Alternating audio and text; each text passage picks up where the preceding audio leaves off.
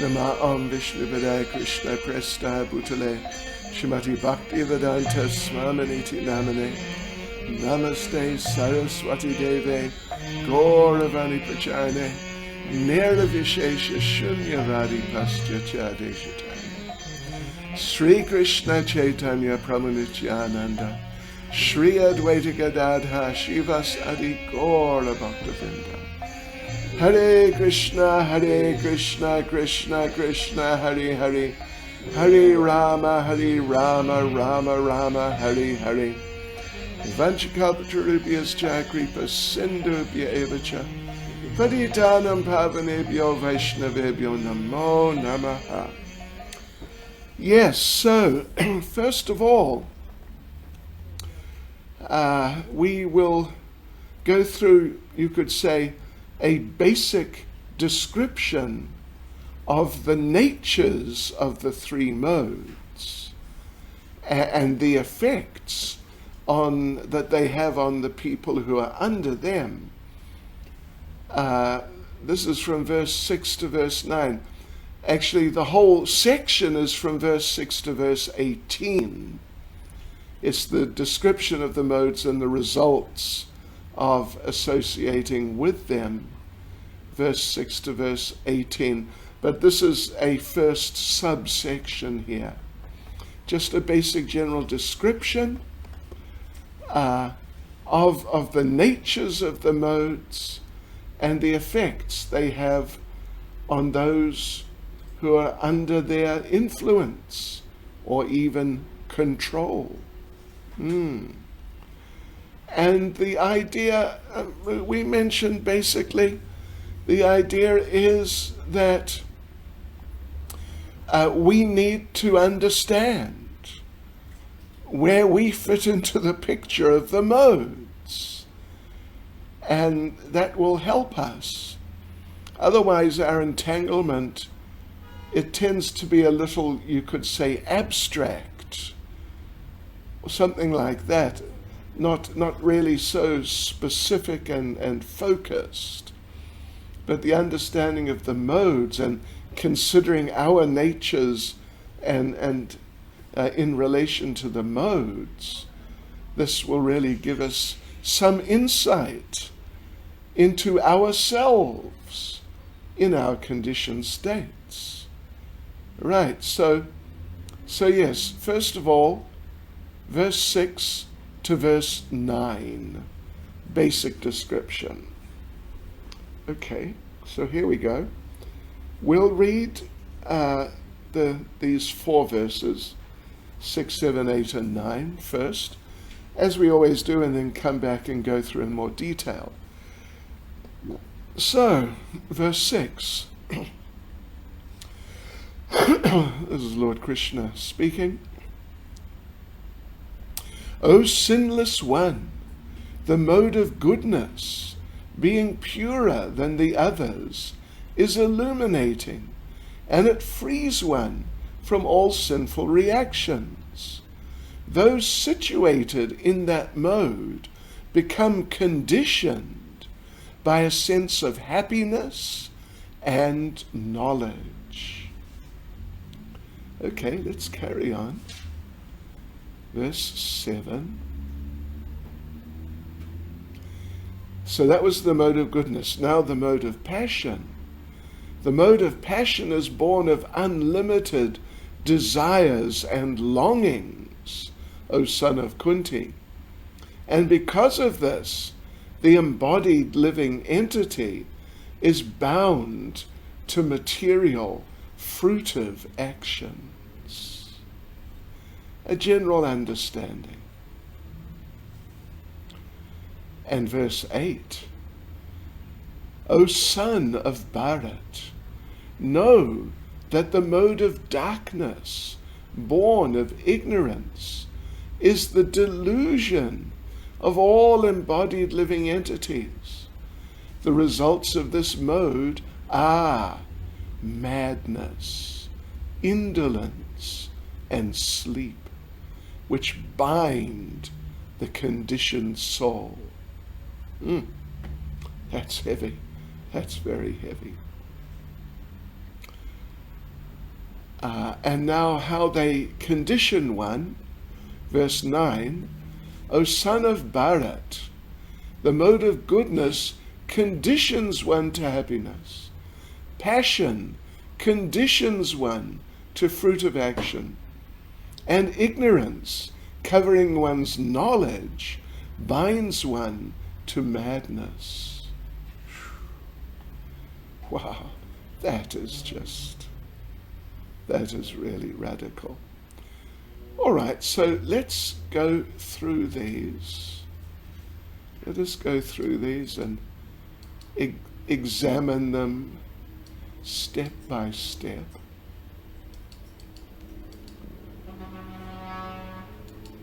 So verse 6. Verse 6. O sinless one, the mode of goodness, being purer than the others, is illuminating, and it frees one from all sinful reactions. Those situated in that mode become conditioned by a sense of happiness and knowledge. Right, so yes, let's have a look through the purport.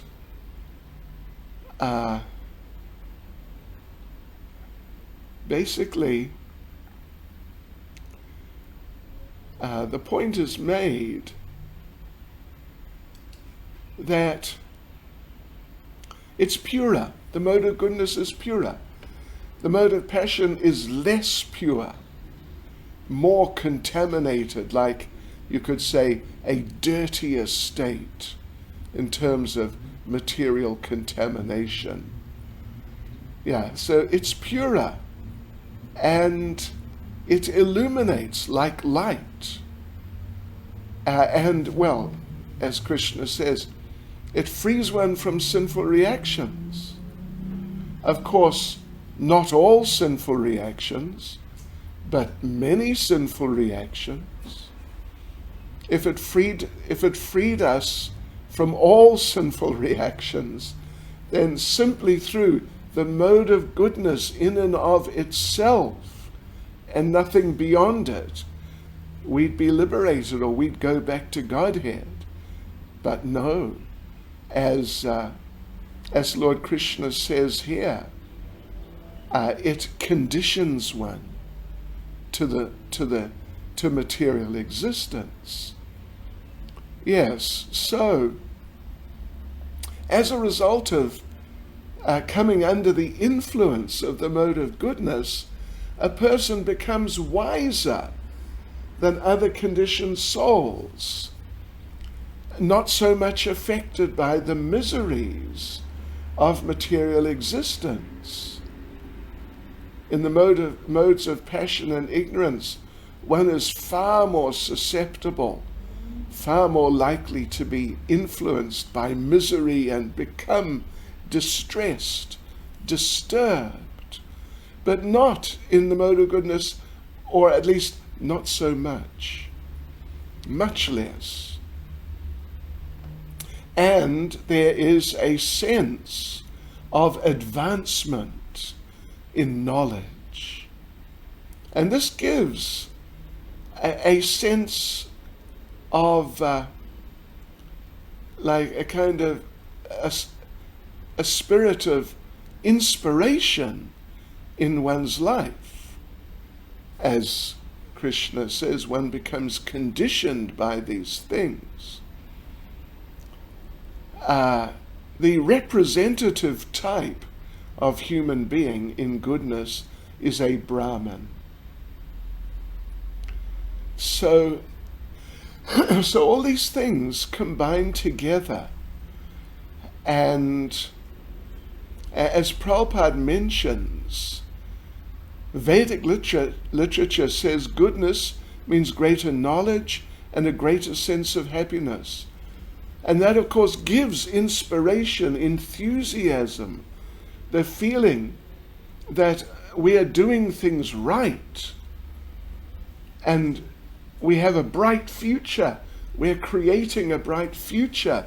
We're doing good things. And as a result, our lives are going to become very wonderful. But there is a downside. In the second paragraph, Srila Prabhupada discusses the downside, that how one becomes conditioned by it, and due to being conditioned, one becomes attached to these conditions, and through becoming attached, one remains or even deepens one's entanglement in material existence. So let's just have a look here.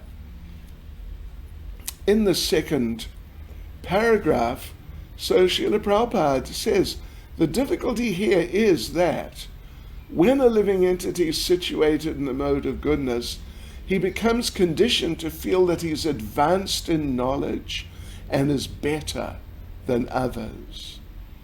So a type of pride arises. And pride is generally not so much of the mode of goodness. Pride is more of the mode of passion. So like this, gradually there's this, you could say, infiltration by these lower influences. And gradually one falls under their influence, and gradually one's position in the mode of goodness becomes weakened, and one starts coming down towards passion. So, just continue what Prabhupada says in the second paragraph. In this way he becomes conditioned.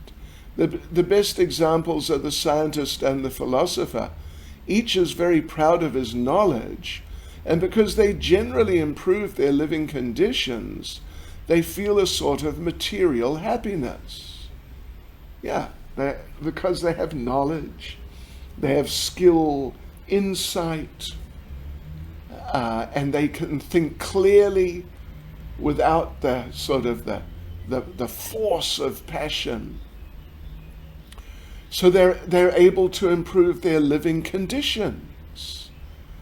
And then again, they feel pride, inspiration, how well I'm doing. The influence of the mode of passion starts. So this sense of advanced happiness in conditional life makes them bound by the mode of goodness of material nature. As such, they're attracted toward working in the mode of goodness. And as long as they have an attraction for working in that way, they have to take some type of body in the modes of nature.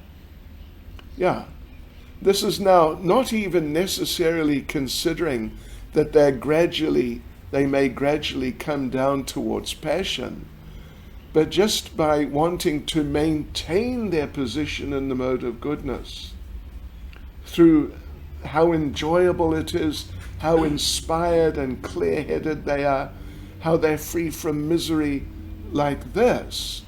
So they work, they make effort to maintain their position in goodness, and therefore they stay in the material world. Because even being in the material world in goodness means you're in the material world. Yes. So thus there's no likelihood of liberation or of being transferred to the spiritual world. Repeatedly one may become a philosopher, a scientist, or a poet, and repeatedly become entangled in the same disadvantages of birth and death. But due to the illusion of the material energy, one thinks that that sort of life is pleasant. Hare Krishna. Yes, so becoming conditioned, this is the problem. Therefore we distinguish, in Krishna consciousness, we distinguish between the mode of goodness as described here, the regular material mode of goodness, and what we call pure goodness. Sattva gun, this is the mode of goodness in Sanskrit, but then pure goodness means Shuddha Sattva. Shuddha Sattva. It's pure goodness without these lower features of the pride, of the attachment, of becoming conditioned. And it's full of Krishna consciousness, actually. Srila Vishwanath Chakravarti Thakur makes a comment here. This verse describes how sattva gun, the mode of goodness, binds the jiva. It is without distress. It is peaceful. The association of the jiva with happiness, which is the product of peacefulness, and the association of the jiva with knowledge, which is the product of illumination, produce the mistaken identity of I am happy, I am learned. Mistaken identity. Because you're not part of all of this. You're transcendental to the modes. But now you're thinking, I am learned, I am happy, I'm well situated, let me stay in this position. Thus, from happiness and knowledge, whose quality is to produce these designations, from this ignorance, the jiva develops his misconception of himself. These bind him. So that's interesting. Srila Vishwanath Chakravarti Thakur is saying that this happiness and this knowledge of the mode of goodness is ignorance. Because it means I think I am this body. I think I'm part of the material world. I think my business of life is to make myself very nicely situated under these circumstances in terms of bodily nature within the material world. This is ignorance. This is ignorance, because we are not part of the material world. So in this way, a person becomes attached to the happiness and knowledge of goodness, and then in the name of maintaining them, becomes attached to the work that maintains them. Thus, from the peaceful state of goodness, the person falls into passion. Got to make that effort to maintain them. We have a special question here for those of you doing Bhakti Shastri, based on this chapter 14, verse 6, but it's quoting from Srimad Bhagavatam, note this down, 11:13:2, purport. So there, well, it's not actually Srila Prabhupada, the 11th canto, but it's our BBT commentators. They say, Srila Madhvacharya points out in this regard that an increase in the mode of goodness strengthens religious principles, and the invigorated execution of religious principles strengthens the mode of goodness. In that way, one can advance higher and higher in the mode of spiritual happiness. Okay, so the question is, who says this? That an increase in the mode of goodness strengthens religious principles, and invigorated execution of religious principles strengthens the mode of goodness. And in this way one advances. Who said this? Do you remember? Madhvacharya, you're right. Very good, okay. So let's continue. Verse 7. Now the mode of passion, sure. Verse 7. The mode of passion is born of unlimited desires and longings, O son of Kunti. And because of this, the embodied living entity is bound to material, fruitive actions. Okay, yeah, well, mode of passion. It's born of desire. It's all revolving around desire to enjoy in the material world. Desires and longings. Oh, I wish I could have this or that. I wish I could do this or that. And the result is, I'm famous. All these types of things. You know, of course, in certain ways, these things can be connected up with this fundamental feature, the attraction between man and woman. Why do we need money? Why do we need nice house? At least from the point of view of the man, to get a nice woman who'll be impressed with me and who will think, oh, I must stay with this person because look at all the nice facility he's offering me. Yeah. So, you know, that's there. It's possible to tie in the other aspects of passion, the other types of desires for other types of things in this world. But at the same time, they also have their own natures, the desire for fame, prominence, these types of things. So as the mode of, Prabhupada's explaining here, as the mode of passion increases, then one's hankering for enjoyment increases.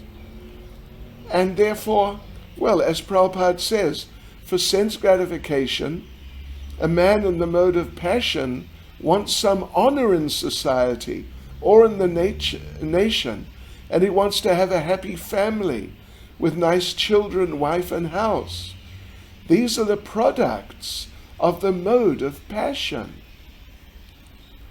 So generally speaking, Prabhupada goes on, generally speaking, in order to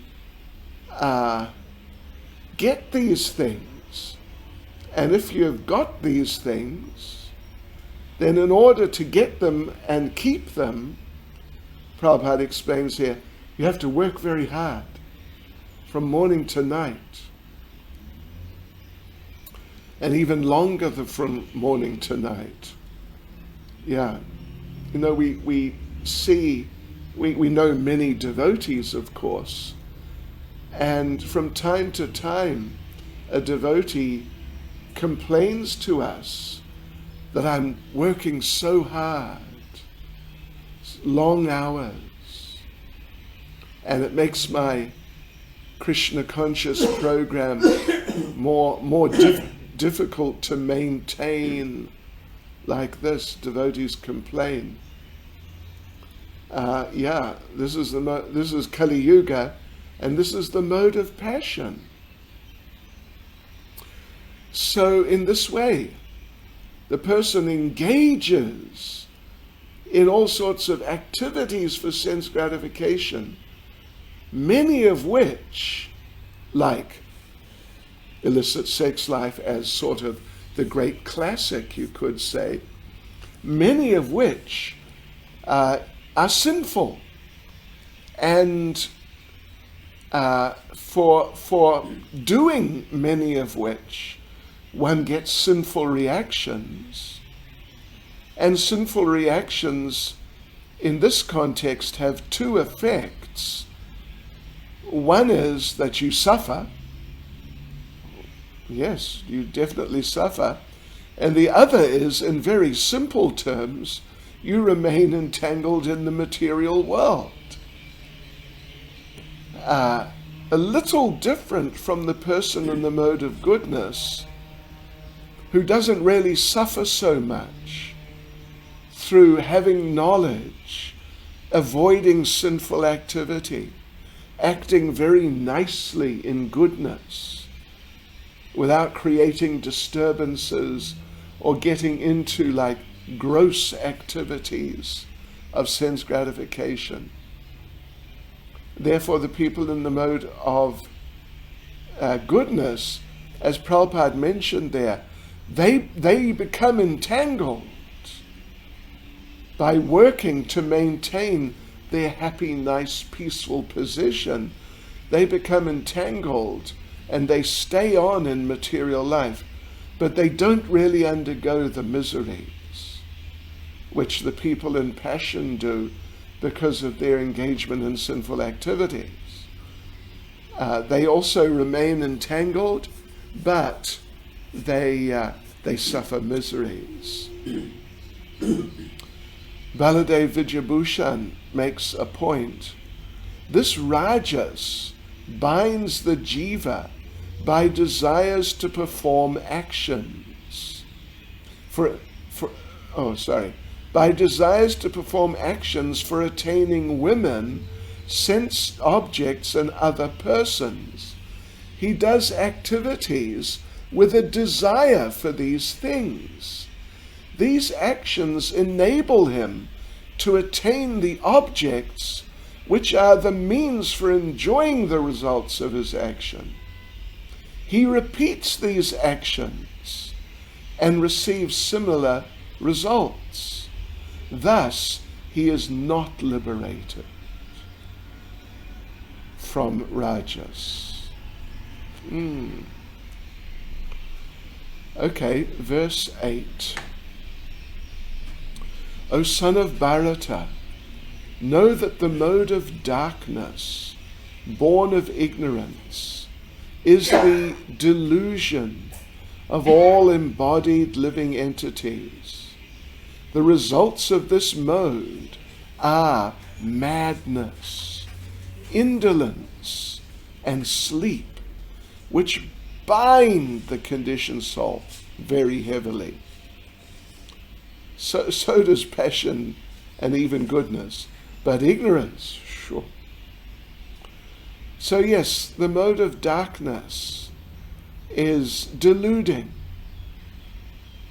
An interesting point about the mode of ignorance is that, in one sense, the mode of ignorance is the main mode in material life, because, well, particularly in the sense that ignorance, material life, means forgetting Krishna, doing something else, making yourself the center, thinking that you're not a servant of Krishna, thinking that you are a conditioned soul and that's who you are and that's what your life should be.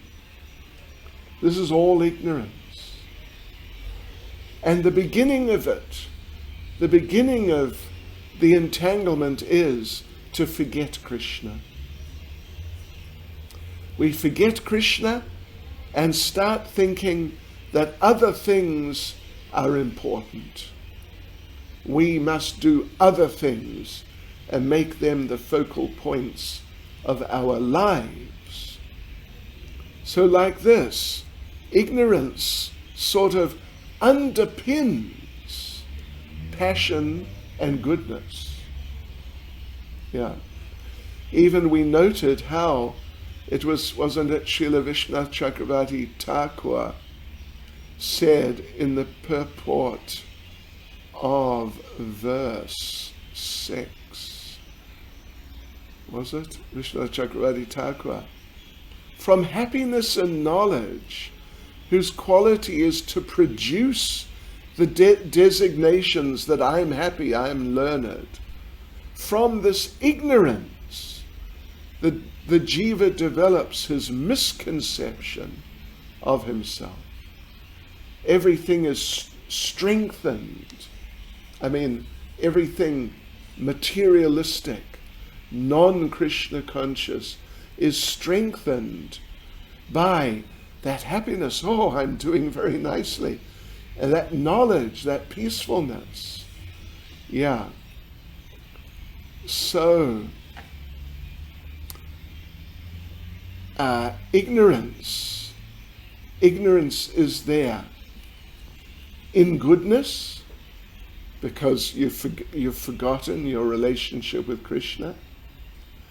And what to speak of in passion, where you really think you're a big enjoyer and you got to just go for it and really push to get ahead in material life. So, Srila Prabhupada explains here in this purport, interesting purport.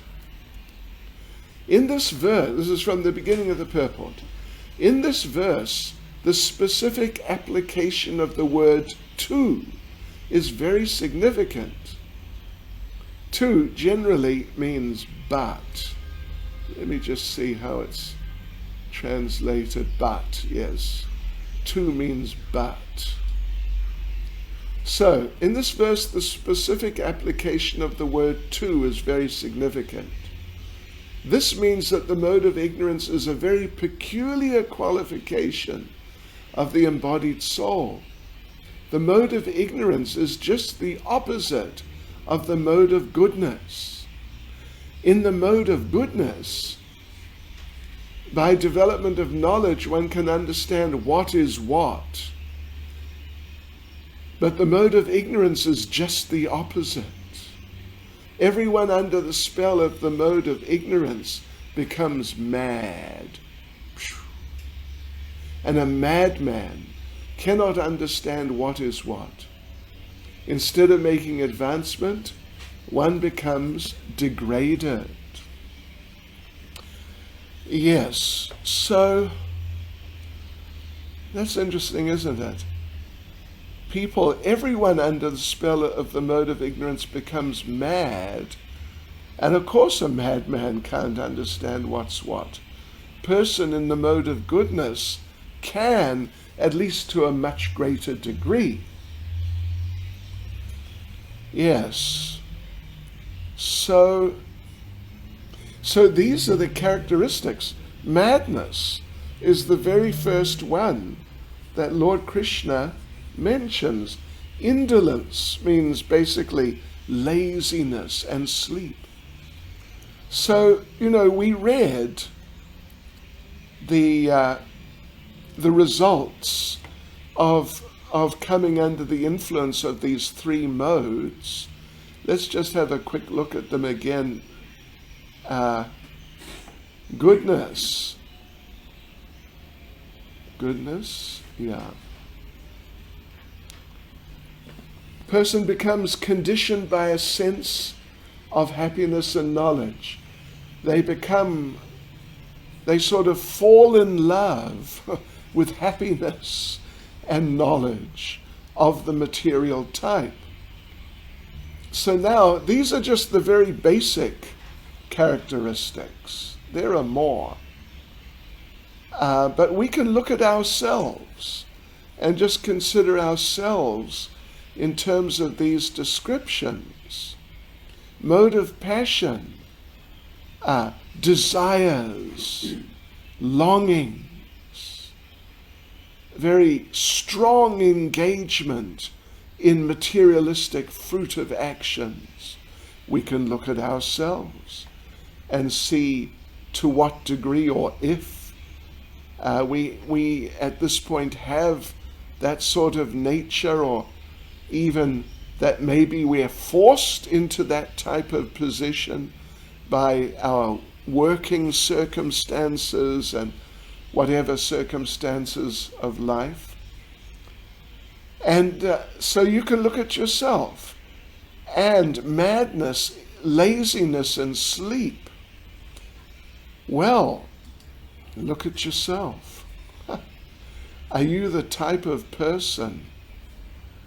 Are you the type of person who, when the weekend comes, it's now Saturday morning, you wake up, and maybe in a sort of spontaneous way, you think, oh, gotta get ready to go to work. But then you realize, wait a minute, It's Saturday, it's the weekend. I don't have to work. I can sleep in.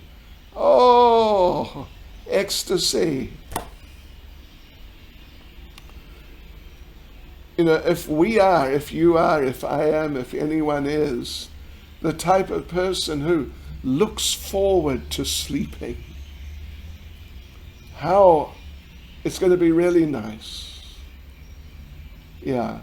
And making arrangements for sleeping very nicely. Then you can understand, I'm afraid, you have at least some propensity towards the mode of ignorance. If you're a little mad, you know, Srila Prabhupada, there's a famous either essay or lecture or both by Prabhupada, which has appeared in Back to Godhead magazine. You might have seen it, called Who is Crazy? Who is crazy? Because, you know, I mean, still today to some degree, even though the Hare Krishna movement has been around for so many years, 50 years, still there are people who think Hare Krishnas are crazy. Going back, it was worse. Yeah. Going back, it was worse.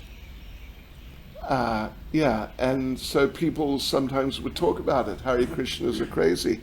So Prabhupada heard about this, and so he gave a talk or wrote something, I forget exactly, but it definitely appeared in Back to Godhead.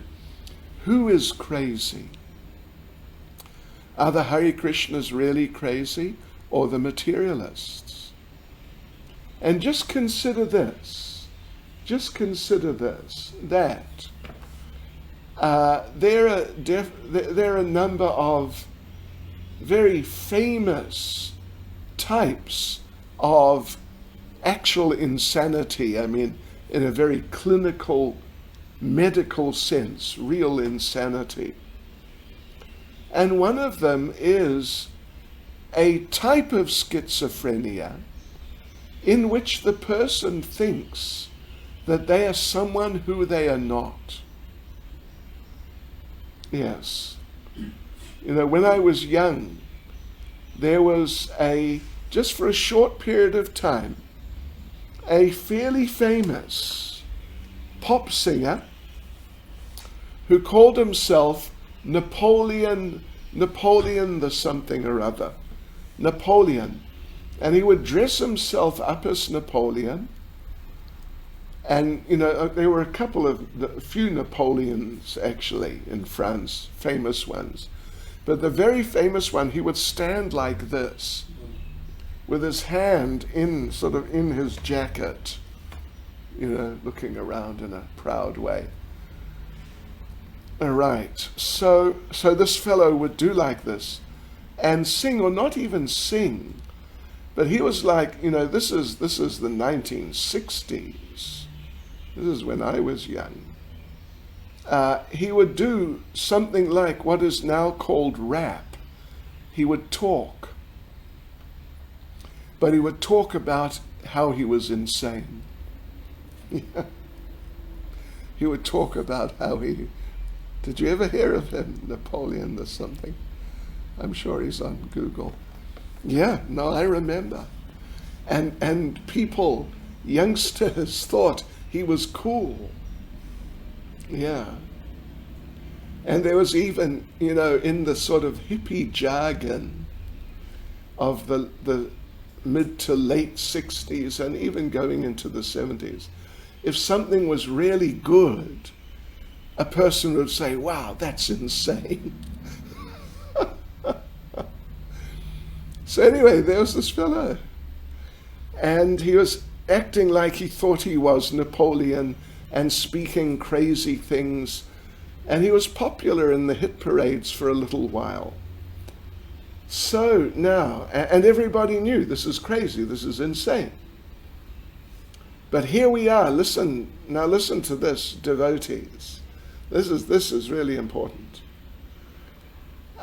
When we are in our bodily state of existence, like me, I have a male body, a kind of elderly male body, white male, and someone else has Indian, African, someone has younger, someone's female body, all these things. And in material life, it's not just a tendency to identify like that. Everyone is fully convinced that's just the reality, that I am this person of the material world in terms of my material body and material psychology. But I'm not. I'm not. And you are not either. We're all eternal servants of Krishna, eternal persons who are servants of Krishna. We all have eternal personalities. And I or you or any of us in the spiritual world, who knows? We may be gopis. That may be who we really are. Or even we may be cows. Who knows? You might laugh, become a cow. But that may be actually who you are. In fact, your eternal nature. But now you're thinking you're a man or a woman of this world. Even you may be thinking, I am a male devotee. But what does this mean? Particularly for the materialists, but it hangs over with the devotees also. We definitely have those tendencies to think I'm a male devotee, you're a female devotee, I'm an old devotee, you're a young devotee, all these things. What does it mean? It means insanity. That's what it means. It actually means that type of schizophrenia, but with a kind of spiritual twist to it, that we are thinking, or people are thinking, they are someone who they are not at all. But they're convinced this is me. This is mode of ignorance. This is madness. Yeah, so this is a very interesting subject, but an interesting aspect of it for the devotees is that even though we're still affected to whatever degree by the insanity of material life, of thinking I'm this body, to some degree, but Krishna is kind enough to let us carry on in devotional service and make progress in devotional service. This is Krishna's mercy, despite us still literally having some tendency at least towards that type of insanity. Excuse me.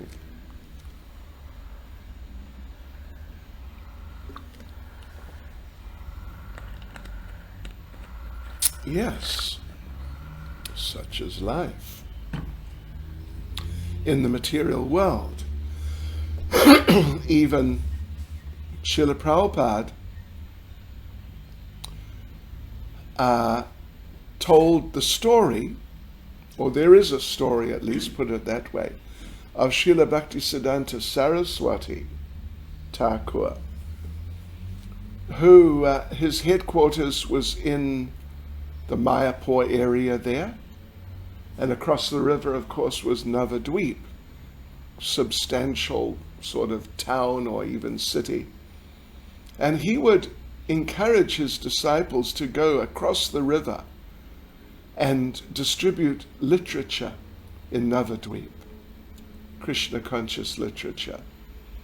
But the devotees sometimes would complain that they didn't want to do that because, the people who you're going to distribute to, they're in the city, they're moving around doing this, doing that, and now you have to stop them, like interfere in their life. And then you have to sell them something. They were not thinking of buying some literature. It hadn't occurred to them. Now you've got to get them. Come on, take it. And then you've got to get them to give some money. And the disciples would complain, this is the mode of passion. Selling, wheeling and dealing and getting people to give money. It's all connected with the mode of passion. This was their complaint. And so they actually told Srila Bhaktisiddhanta that we don't really want to do this because we are afraid of falling down into the mode of passion. And Srila Bhaktisiddhanta gave a classic example, answer. Listen to this. Srila Bhaktisiddhanta said, my question is, when are you going to come up to the mode of passion? In other words, they don't want to go out and distribute Krishna consciousness. This is tamagun. We'll stay at the temple and relax and so on. This is tamagun. So, yeah. So we read, Prabhupada says, people under the spell of ignorance become mad. A madman can't understand what's what. And therefore the person becomes degraded. And Prabhupada then, in the purport here, he gives an example of this. Of course, there's so many. But one example of this is that he quotes some Vedic literature, Vastu yatatmya jnana varakam, vipralyana jnana janakam tama. Under the spell of ignorance, one cannot understand a thing as it is. For example, everyone can see his grandfather has died, and therefore he will also die. Man is mortal. So death is sure, but still people are madly accumulating money and just not even concerned about the fact of coming death. And Prabhupada explains also, they're not interested in spiritual subjects, they're lazy. If invited to Krishna conscious programs, so many are not interested. Sleep too much. Happiness is sleeping. And Prabhupada concludes the purport, such a man appears to be always dejected and is addicted to intoxicants and sleeping. These are the symptoms of a person conditioned by the mode of ignorance. Attachment to intoxication is part of it too. Baladev Vijabhushan says, knowledge means understanding the nature of objects as they are. Ignorance is a part of Prakriti, and its main nature is to oppose and cover that knowledge. Its main nature is to oppose and cover that knowledge.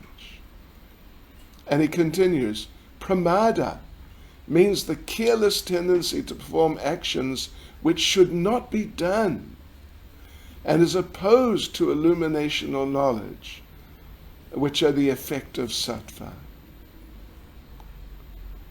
And in the verse itself, there are the words in the second line, mohanam, which means delusion. Srila Vishwanath Chakravarti Thakur says, mohanam means confusion or error. Okay, and verse 9, O son of Bharata, so this is now it's like a little summary of this introduction to the modes. O son of Bharata, the mode of goodness conditions one to happiness, passion conditions one to fruit of action, and ignorance, covering one's knowledge, binds one to madness. That's interesting, isn't it? It's like the main part of ignorance, ultimately, is madness. Of course, there are different degrees. It doesn't have to mean a person is just like totally clinically insane. But, there are different varieties of, more subtle forms of madness.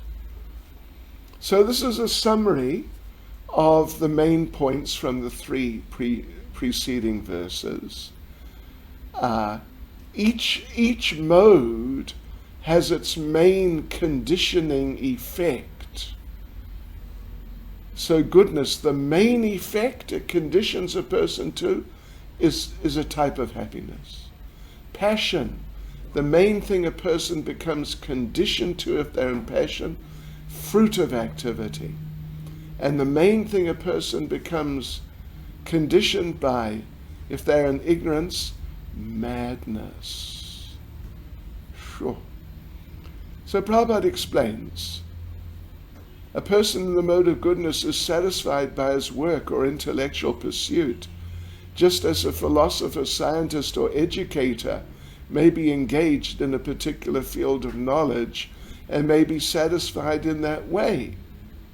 A man in the mode of passion may be engaged in fruit of activity. He owns as much as he can and spends for good causes. Sometimes he tries to open hospitals, gives to charity institutions, etc. These are signs of one in the mode of passion. And the mode of ignorance covers knowledge. In the mode of ignorance, whatever one does is good, neither for him nor for anyone. So in these ways, the people in these modes become subjugated and controlled by these different modes of material nature. Hare Krishna. So we will continue on with more detailed description and some very interesting points about the modes. And tomorrow we'll talk about devotees in the modes also. Yeah, as explained by Lord Kapila in, where is it? Oh gosh. Anyway, it's the third canto. I'll just have to get the verse references too. Hare Krishna. Srila Prabhupada Ki Jai.